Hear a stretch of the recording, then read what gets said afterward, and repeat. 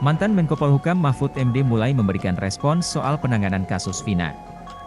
Hal itu disampaikan Mahfud MD dalam podcast Terus Terang yang diunggah di channel YouTube pribadinya pada Selasa 11 Juni. Mahfud mengatakan kasus ini bukan hanya soal ketidakprofesionalan aparat penegak hukum.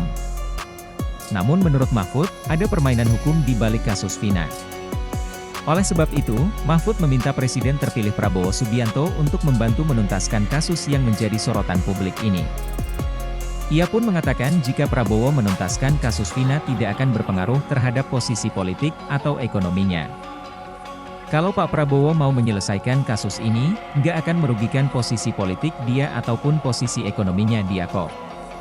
Ini persoalan kriminal jahat, harap Mahfud.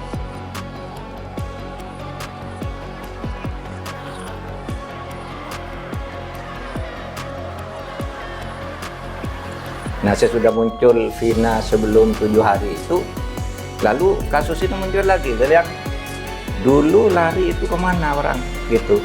Itu kan resmi diumumkan buron 3 orang, namanya ABCD. Nah, ini baru muncul kasus ini. Sehingga saya berpikir ini bukan sekedar unprofesional, tetapi menurut saya memang ada permainan. Ada aroma profesional itu orang mungkin kurang cakap, kurang hati-hati, itu tidak profesional.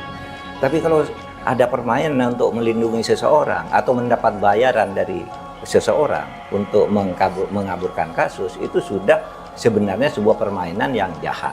Nah, saya cenderung ini lebih dari unprofesional.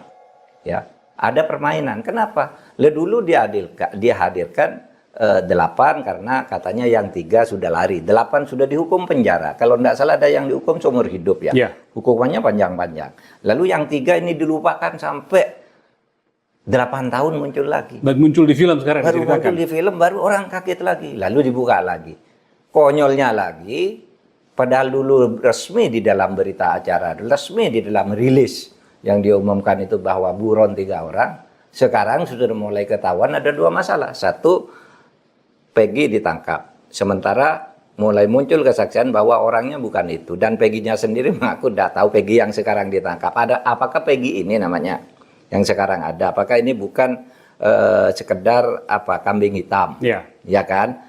Lalu yang kedua, yang 2 orang yang buron ini kok sekarang dibilang dulu salah sebut?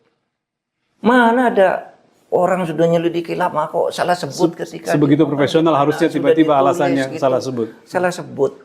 Sehingga lalu dianggap tidak ada tuh, hanya satu, hanya Peggy itu pun diragukan.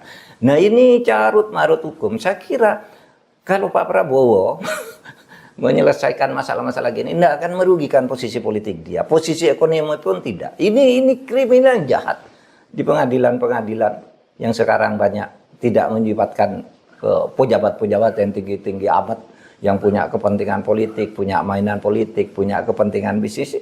Ini tingkat polisinya nih tidak benar. Ini bukan soal bisnis, ini kejahatan.